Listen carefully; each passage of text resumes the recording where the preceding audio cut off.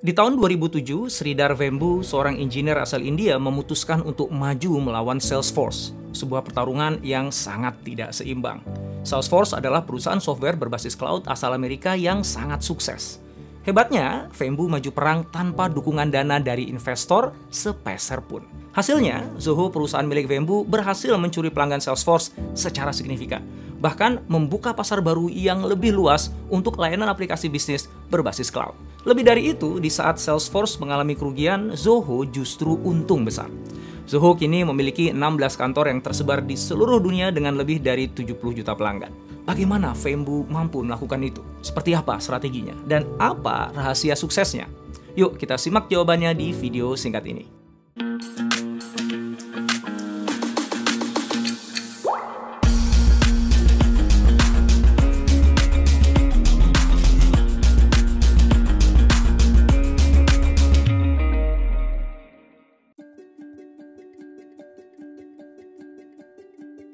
Sridhar Vembu menyelesaikan gelar PhD di Princeton University dan bergabung dengan divisi pengembangan produk Qualcomm pada tahun 1994. 2 tahun kemudian, ia bekerja sama dengan Tony Thomas, seorang ex-engineer AT&T Bell Labs, bersama saudaranya Kumar dan Sekar, dan 2 teman lainnya untuk memulai AdventNet.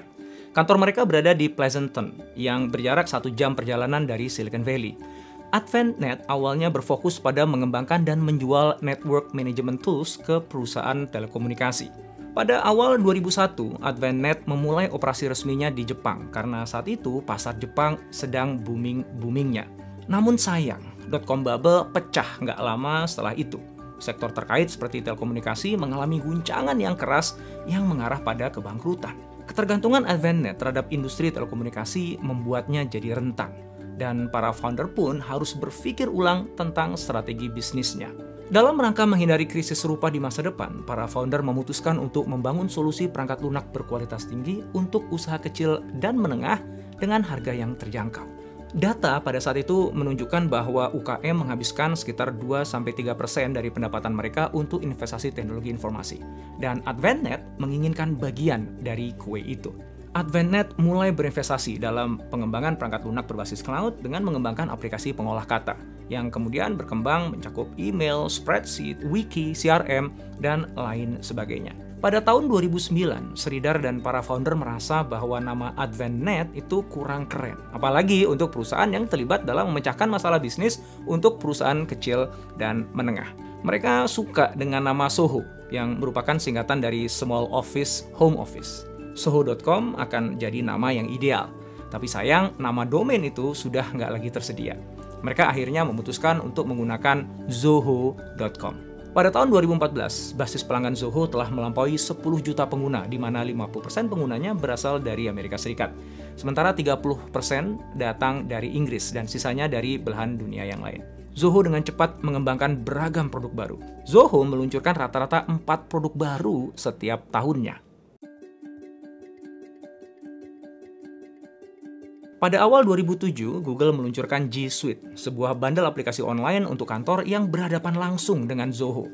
Para founder sadar bahwa pertarungan langsung dengan raksasa mesin pencari global di ruang aplikasi kolaborasi kantor bukanlah pertarungan yang mereka bisa menangkan. Oleh karena itu, Zoho memutuskan untuk pivot, pindah ke layanan online untuk pengelolaan hubungan pelanggan atau CRM. Zoho memilih untuk bertarung melawan Salesforce, yang sebenarnya nggak juga mudah. Karena saat itu Salesforce sudah jadi jawara industri layanan CRM berbasis cloud di dunia. Lalu apa strategi yang digunakan Zoho untuk memenangkan pertempuran melawan Salesforce? Pertama, tentu saja harga.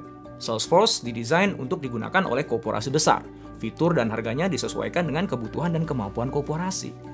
Zoho menghadirkan solusi untuk perusahaan kelas kecil dan menengah dengan harga yang disesuaikan dengan kemampuan finansial mereka. Strategi Zoho adalah terus membangun aplikasi online baru yang dapat digunakan secara gratis atau dibeli dalam skala besar dengan harga yang terjangkau. Kedua, kampanye marketing yang kreatif. Pada pertengahan tahun 2010, Zoho memasang iklan billboard di bandara dan di jalan-jalan utama di sekitar San Francisco Bay Area dengan kata-kata CRM without the forced sale. Finally, CRM tanpa penjualan paksa. Akhirnya, iklan menyentil yang menggunakan font yang mirip dengan logo Salesforce itu secara tidak langsung menargetkan pelanggan Salesforce.com. Billboard lain berbunyi, kode diskon Salesforce Anda, Zoho. Iklan itu dibuat ketika tim Zoho mengetahui bahwa Salesforce yang biasanya menagih pelanggannya 5 kali lebih mahal dari Zoho, menawarkan diskon jika si pelanggan menyatakan bahwa mereka tengah mencoba produk Zoho.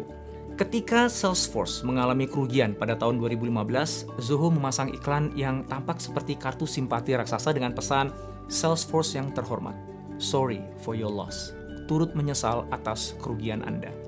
Itu merupakan cara berani Zoho dalam membuat pernyataan besar bahwa meskipun bisnis Zoho untung, pesaing terbesarnya itu tidak menghasilkan uang. Dengan melakukan perbandingan langsung antara Zoho dengan Salesforce, maka Zoho menciptakan kesan bahwa Zoho dan Salesforce berada dalam satu level yang sama. Bedanya, Zoho menawarkan harga yang lebih bersahabat. Singkatnya, Zoho menunggangi brand positioning Salesforce untuk mengangkat positioning dirinya di benak calon pelanggan. Nah, itu yang namanya cerdik. Ketiga, curi pelanggan dari kandangnya sendiri. Idenya sederhana, kalau Zoho bisa membuat pelanggan Salesforce berpindah ke Zoho, maka itu akan menjadi bukti atas keunggulan Zoho atas Salesforce. Itu jelas menjadi proporsi nilai yang sangat tinggi bagi perusahaan kecil dan menengah yang masih menimbang-nimbang untuk menggunakan layanan Zoho. Pada tahun 2013, Zoho menyusupi event Dreamforce by Salesforce, sebuah acara tahunan CRM yang diselenggarakan oleh Salesforce. Zoho menyediakan becak dan truk makanan gratis dengan spanduk bertuliskan, "Mari coba Zoho, Salesforce tidak perlu tahu." Secara efektif, Zoho menarik ratusan penggemar teknologi dan pengguna produk Salesforce yang datang ke event itu untuk mencoba beragam produk Zoho.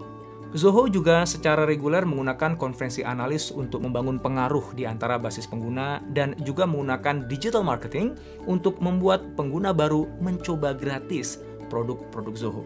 Dan upaya tersebut membuahkan hasil. Hingga pada akhir tahun 2015, Zoho memiliki lebih dari 15 juta pengguna, di mana 10 hingga 15% basis pengguna CRM-nya berasal langsung dari Salesforce. Tidak seperti perusahaan perangkat lunak lain yang tumbuh besar dengan cara mengakuisisi perusahaan atau produk lain untuk melengkapi portfolio produk atau layanan yang sudah ada, Zoho memilih untuk mengembangkan semua produk-produknya secara mandiri. Memang sih, nggak mudah bagi Zoho untuk melakukan akuisisi. Secara Zoho menjalankan bisnisnya dengan bootstrapping, alias tidak menggunakan dana investor sama sekali. Zoho bertumbuh secara organik dengan menginvestasikan kembali keuntungan yang diperoleh untuk pengembangan produk dan juga untuk pertumbuhan usaha. Namun menurut saya, alasannya lebih dari itu. Zoho sadar bahwa mengakuisisi produk lain untuk diintegrasikan ke dalam ekosistem Zoho bukan hanya tidak mudah, tapi juga dikhawatirkan nggak bisa memberikan nilai yang optimal bagi para penggunanya. Zoho terinspirasi oleh Apple yang memiliki kontrol atas ekosistem yang mencakup perangkat keras, perangkat lunak, dan juga aplikasi. Kontrol tersebut memungkinkan Apple untuk memberi nilai lebih pada pelanggannya dalam bentuk peningkatan kinerja.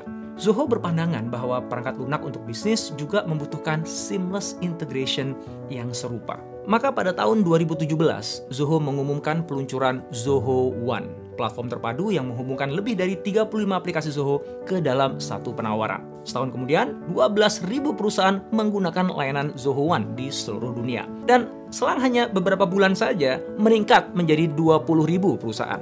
Hampir 35% dari seluruh basis pelanggan Zoho telah berlangganan Zoho One. Zoho akhirnya dapat menyatukan semua aplikasinya menjadi platform operasi untuk bisnis dengan layanan pemasaran, dukungan pelanggan, akuntansi, SDM, produktivitas, kolaborasi, serta modul intelijen bisnis yang terintegrasi. Hingga saat ini, Zoho Corporation tetap menjadi perusahaan swasta yang sangat menguntungkan di mana sahamnya sepenuhnya masih dipegang oleh para founder. Kantor pusat internasional Zoho berada di Chennai, India, didukung oleh 16 kantor yang tersebar di seluruh dunia. Zoho kini memiliki lebih dari 70 juta pengguna di seluruh dunia dengan lebih dari 50 produk. Dengan 500 orang tim R&D yang kuat, Zoho mulai berinvestasi besar-besaran di berbagai bidang seperti teknologi semiconductor, peralatan medis, dan juga bahasa pemrograman. Pada 2021 ini, Zoho memperkerjakan lebih dari 10.000 orang. Ada 5 hal yang membuat Zoho mampu bertumbuh secara fantastis di dalam industri yang tengah dikuasai oleh para raksasa teknologi. Pertama, Zoho memiliki CEO sekaligus founder visioner yang memiliki komitmen kuat untuk membesarkan bisnisnya. Manajemen awal Zoho memilih untuk menginvestasikan kembali semua pendapatan mereka untuk pengembangan produk daripada membayar gaji mereka sendiri. Baru pada tahun 1998 ketika penjualan melampaui 1 juta US dollar, mereka mulai menerima gaji. Pada tahun 2000, sebuah perusahaan kapitalis Ventura menawarkan dana segar sebesar 200 juta US dollar. Dan walaupun para founder senang dengan penawaran tersebut, mereka memutuskan untuk tidak menandatangani term sheet. Kenapa? Karena di dalamnya ada klausul yang mewajibkan Zoho untuk go public dalam waktu 8 tahun setelah penandatanganan perjanjian. Investor menginginkan exit untuk mencairkan keuntungan, sementara para founder ingin terus membesarkan perusahaan. Kedua, Zoho fokus pada pasar yang tidak digarap oleh pemain lain dalam industri. Sementara pemain lain menggarap pasar korporasi yang berkantong tebal, Zoho memutuskan untuk menggarap pasar UKM. Zoho menemukan bahwa banyak pelaku UKM yang memerlukan dukungan layanan digital untuk menjalankan bisnisnya, namun mereka nggak bisa menjangkau harga dari solusi digital yang tersedia. Zoho juga menemukan bahwa kebutuhan atas layanan digital dari pelaku UKM ini bersifat generik, nggak spesifik per industri. Nah, itu dia. Zoho telah menemukan sebuah unmet needs dari pasar UKM yang mana ia memiliki kemampuan untuk memenuhinya.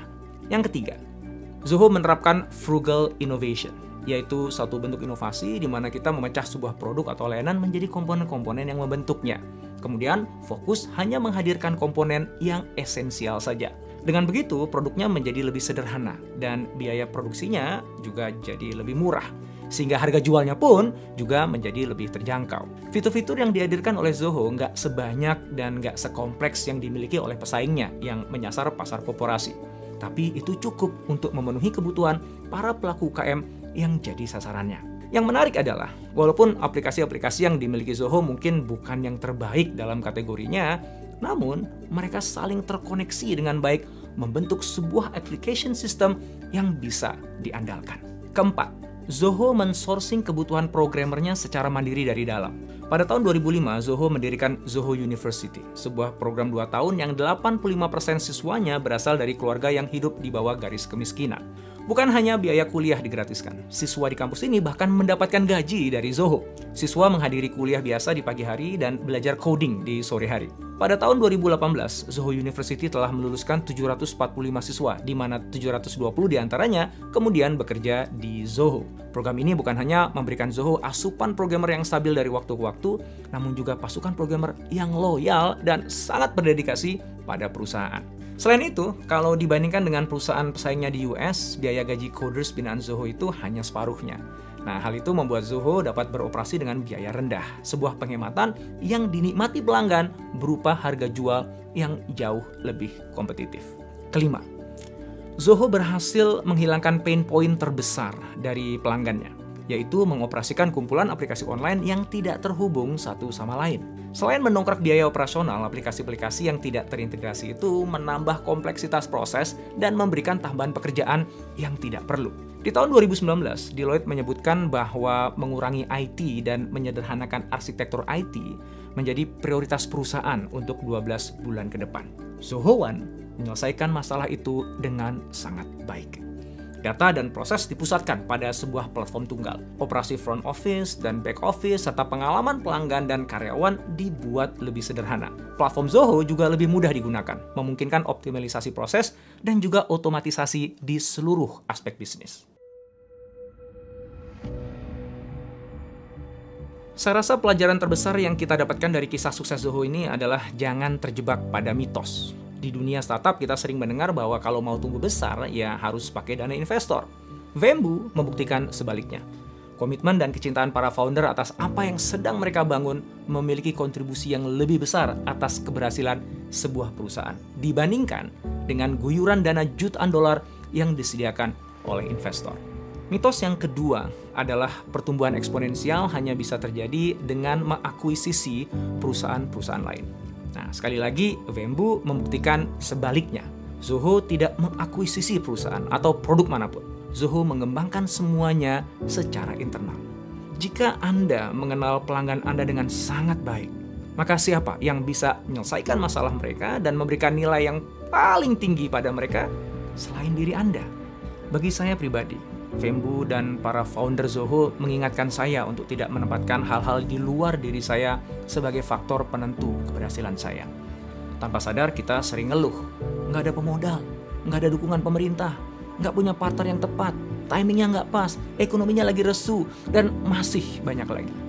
Fembru dan para founder Zoho mengingatkan kita bahwa semua yang kita butuhkan untuk sukses sudah tersedia di dalam diri kita sendiri. Mudah-mudahan video ini manfaat untuk kamu. Jangan lupa like dan subscribe ya.